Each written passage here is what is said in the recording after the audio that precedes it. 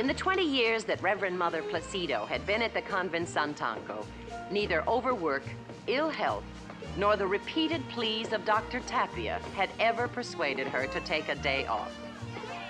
Sister Bertrille accomplished this monumental feat without even trying.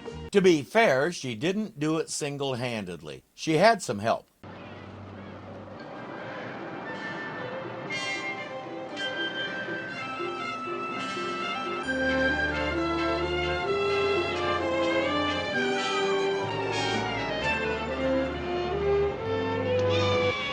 Supposedly, the cat is stuck on the roof. Now, if you know cats at all, you know he'll find a way down when he's good and ready, especially since that tree is nice and close.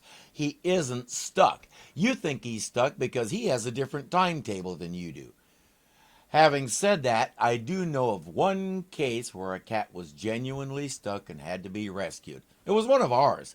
He somehow got himself about 15 feet up a telephone pole and couldn't figure out how to get down.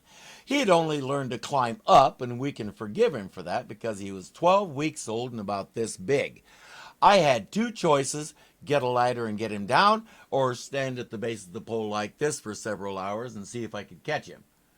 The thing is, Dr. Tapia is begging Reverend Mother to take a vacation. She insists she's all right and can handle things until she looks out the window.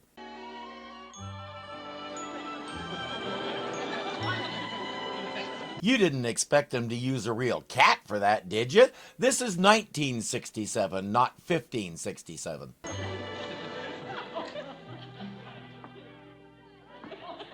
What were you going to say? I believe I will take that ocean voyage, Doctor. Reverend Mother, what made you suddenly decide to take the boat instead of fly? I get enough of flying at home, Doctor. He won't pretend to understand that. The next day, Sister Bertrille is driving Reverend Mother to the dock.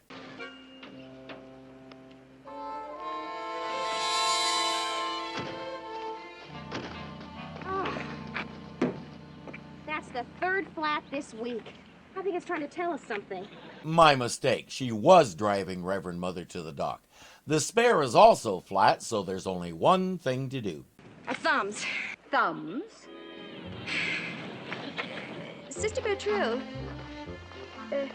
do you think that anyone will stop for us? I mean, isn't it considered dangerous to pick up hitchhikers? Reverend Mother, if anyone thinks two nuns are going to cock them over the head and steal their money, I think we better do something to change our image. Pro tip: someone's more likely to pick you up if you're already walking toward your destination, as opposed to this.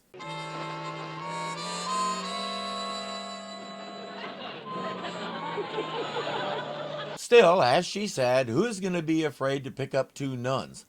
In the late 60s and early 70s, my nephew and I used to hitch across town all the time. I don't think I'd do that now, even if I was still an idiot teenager.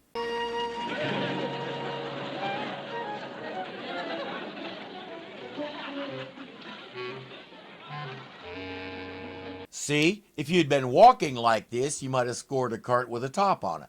Reverend Mother gets to the boat in plenty of time. Sister Bertrille is supposed to meet Sister Jacqueline at the hospital to visit some of the sick kids. She's already here and is off somewhere reading to the children. There's only one kid left. His name is Charlie. How'd you break your arm? Rescuing my kid, sister. How'd you do that? Threw her out of a third-story window. Didn't you read about it? No, I must have missed it. Well, the building was on fire, and I woke up, and I grabbed Susie and managed to throw her out the window. The fireman caught her in one of those blanket-like things. Sister Bertrille is duly impressed. He says, "My sister's fine now, except for a few small burns." She has the next bed to me. Oh, gee, Charlie, you sound like a very brave boy. I bet your parents are proud of you. Well, they don't know about it yet. They're away on an African safari. That sound you hear is Sister Jacqueline returning with the rest of the children. How do they feel about having a genuine hero in their midst? Hi, Susie. How are the burns? My name's Barbara, sister, and I have a cracked rib. She's not your sister? Sure, but since the fire, you know.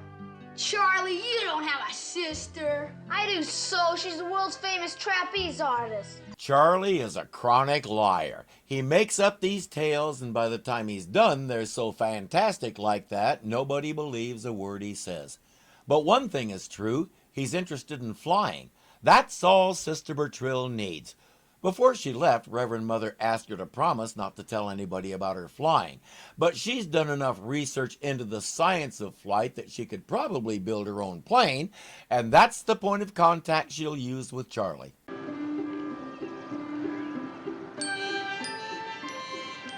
Charlie, that's the greatest kite I've ever seen. It's okay. Okay? Isn't that kite the love of your life? I guess it is.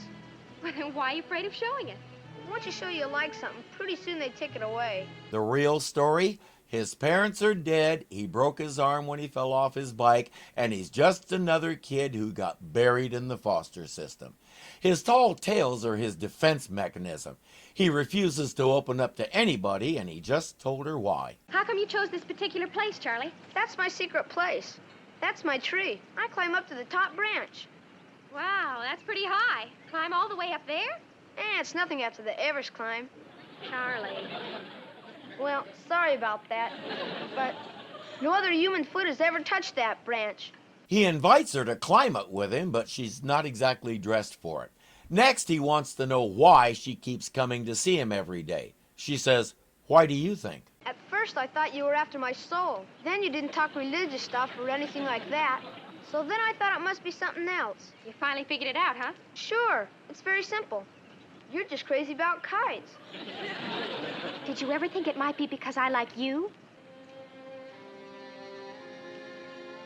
Would you like to fly her this time? It's possible he's never heard those words before.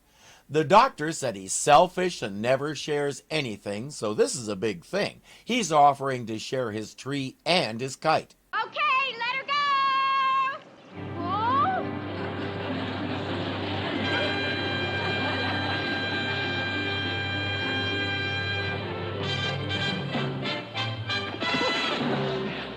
That gives flying a kite a whole new meaning. She starts trying to explain what he just saw, but all he knows is she can fly. She needs to swear him to secrecy, quick. Now, I don't... Charlie, I've been looking all over for you. Dr. Tapia's waiting to look at your arm. Now, quick, into the car. Well, what about my kite? Well, that's okay, Charlie. I'll reel it in for you. See you later at the hospital. Quicker than that. At the hospital, he's telling everyone. Sister Bertrille will tell you. Won't you, sister? Tell them what, Charlie? That you can fly. They won't believe me. I'm sorry about this, sister. The boy is overwrought. What are you waiting for? Tell them. I can't, Charlie. I'm sorry. I wish I could. Charlie? Charlie's mind is thinking, I thought you were different. I really thought you cared, but in the end, you betrayed me like everybody else has.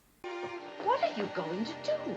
I'm going to get permission from the Reverend Mother to release me from my promise so I can tell them. But the Reverend Mother's in the middle of the ocean. How will you find her? I know her cabin number. It's time to fly again. On purpose this time. Water. Give me some water. We finished all the water yesterday. Why you keep asking? I just want to see if I'm still alive. Here, have a cigarette. No, thanks. I'm trying to give him up. The next thing you see will make you wonder if you were mistaken about being alive. Don't worry, I'll send help.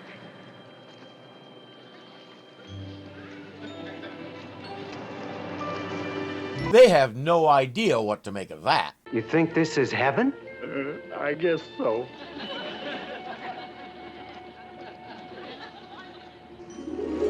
Well, it's certainly not all it's cracked up to be.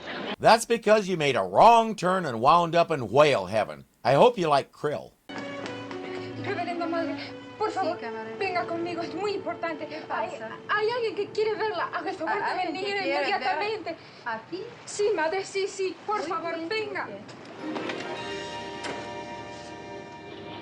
Her business won't take long once Reverend Mother helps her get unstuck. And of course, she didn't forget our castaways. They're coming for you soon.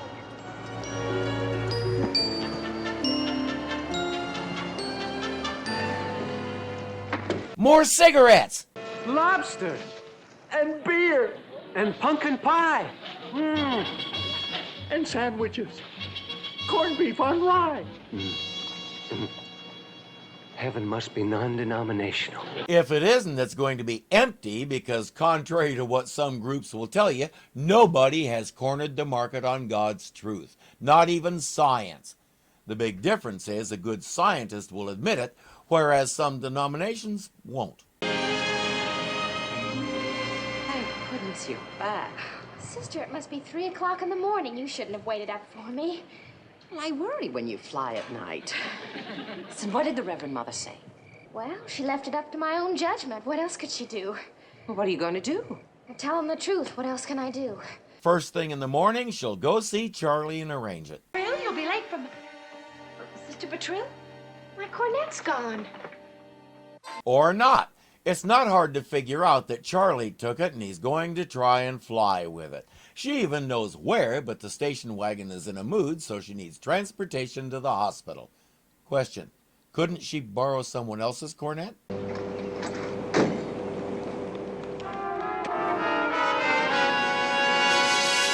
On the other hand, why fly when you can roll on 2 wheels?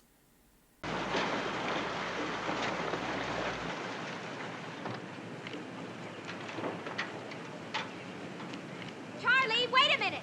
I'm coming up. There's something I want to tell you. I'm gonna fly and don't try to stop me. Well, I just wanted to explain something about the flying, okay? He'll give her a chance. I fly because of a number of elements. It has something to do with my exact weight, plus the way it's distributed, combined with the weight of my clothes, combined with the weight of my shoes, combined with goodness knows what else. And the wind has to be exactly right. I don't really understand it myself. She has also experimented with it and made enough near-fatal mistakes that she knows how to control it. He doesn't. If he takes off from here, he'll do a nosedive straight into an early end. How do I know you're telling me the truth? Because I'm your friend. You weren't my friend yesterday. Well, I'm sorry about that. You see, I made a solemn promise to the Mother Superior at our convent that I wouldn't tell anybody about my flying. She seems to think it'll attract thousands of curiosity seekers. What's so bad about that? Charlie, we have jobs we do at our convent. You're one of them. We care for the children. We teach them. We look after the sick and the infirm. If we're overrun with rubbernecking tourists, guess what happens to those jobs? Besides, I had to get permission from the Reverend Mother before I could back up your story. And did you? Yes. And if you come down this tree with me now, I'll tell them you were telling the truth.